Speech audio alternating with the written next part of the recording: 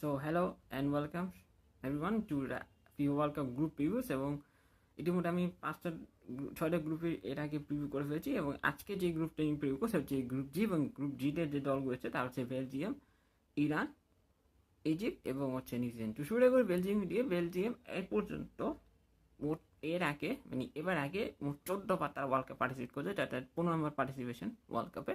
এবং 14বার মধ্যে তারা 5বার গ্রুপ পর্ব থেকে পাস করছে এবং বাকি 9বার তারা সেকেন্ড রাউন্ড পর্বে গেছে। এবং বেলজিয়ামের এখনো পর্যন্ত ওয়ার্ল্ড কাপ ব্যাচ ফিনিশ হচ্ছে 2018 সালে তৃতীয় স্থান অর্জন করে। এর বাদে এর আগেও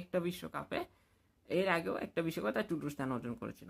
আপনি যদি বলেন বেলজিয়াম স্কোয়াডটা দেখেন বেশ ব্যালেন্স স্কোয়াড, কিন্তু তারপর একটা জিনিস যেটা কারণে তারা গত ওয়ার্ল্ড কাপে সাফার করছে, যে গোল স্কোরিং করতে না পারা।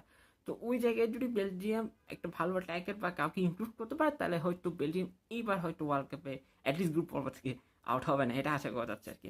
দেন আসি ইরানের পর্যন্ত ইরান এখন পর্যন্ত মোট 6বার ওয়ার্ল্ড কাপ অংশগ্রহণ করছে এবং 6বার তার গ্রুপ পর্বতে বাদ পড়ছে। অবশ্য তারা এর আগে মানে গত ওয়ার্ল্ড কাপে ওয়েলসকে হারিয়েছিল, সো তাদের একটা ওই ওয়ার্ল্ড কাপে তাদের ওই একটা প্রাপ্তি ছিল। বাট ওভারঅল তারা কিন্তু এশিয়ান মধ্যে এখন বেশি ইম্প্রুভ করছে in terms of football. So they are a very strong side, এক প্রকার ডার্ক হর্স হবে এই নেক্সট ওয়ার্ল্ড কাপে। তো দেখা যাক আসলে তারা কী করে। বাট তাদের স্কোয়াডটা বেশ ব্যালেন্স এবং তাদের বেশিরভাগ প্লেয়ার কিন্তু টপ লিগে খেলেছে এর আগে।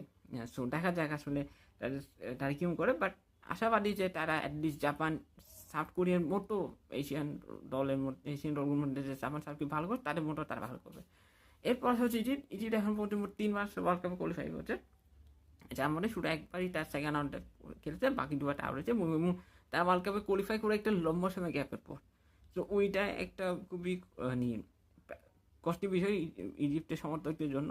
এবং ওয়ার্ল্ড কাপের আগে কিন্তু জানুয়ারিতে আবার আফকন রয়েছে।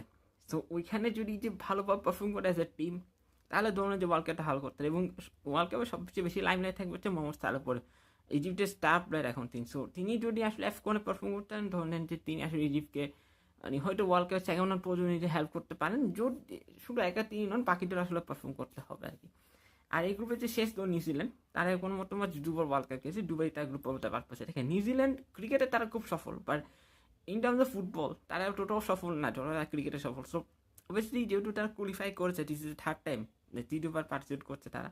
সো অবভিয়াসলি একটা টার্গেট থাকবে যে আমরা অ্যাটলিস্ট যদি সেকেন্ড রাউন্ড পর্যন্ত যেতে পারি, that B huge achievement for us. তো নিউজিল্যান্ড অবশ্যই এই জিনিসটা মাথায় রাখবে, দেখা যাক কী হয়। সো ছিল এই আজকের প্রিভিউ। সো আমার ভিডিও যদি ভালো লাগে অবশ্যই বেশি করে শেয়ার করবেন, কোন জায়গায় ভিডিও কেমন হয়েছে।